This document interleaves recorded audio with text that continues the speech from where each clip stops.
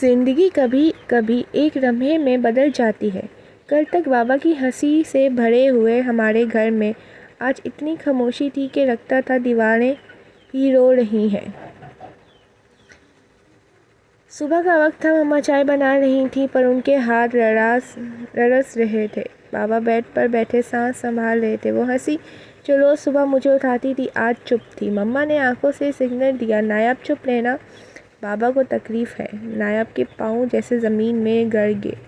میرے بابا جو میرے ہیرو تھے وہ ایسے کمزور کب سے ہو گئے؟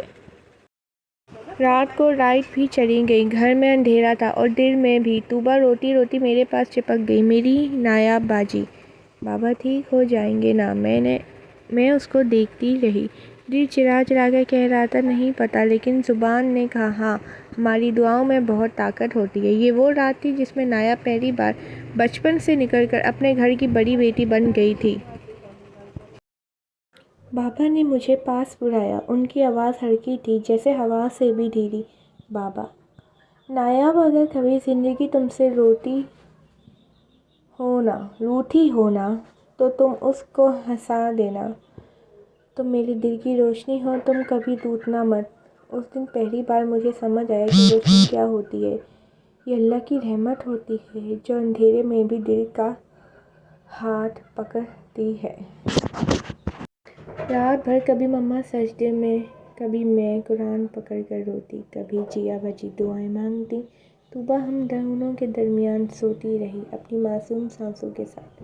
صبح جیسے ہی سورج نکلا بابا کی طبیعت میں تھوڑی بہتری آئی۔ ڈاکٹر نے کہا اللہ کا شکر، خود کو سنبھالتے رہیے، ہوپ لوس نہیں کرنی۔ اللہ کا شکر ابو پہلے سے بہتر ہیں۔ اس پر میری آنکھوں سے آنسو نکلے، بٹ یہ شکر کے آنسو تھے۔ میں نے محسوس کیا روشنی واپس آ رہی ہے۔ وہ صبح میری زندگی کا ٹرننگ پوائنٹ تھی۔ اندھیرا ہمیشہ برباد نہیں کرتا، کبھی کبھی وہ ہمیں روشنی کی اہمیت سکھا دیتا ہے۔ اب میں زیادہ ذمہ دار ہو گئی۔ اسکول، گھر، طوبا اور سب سے زیادہ بابا کی دعاؤں کا اثر تھا۔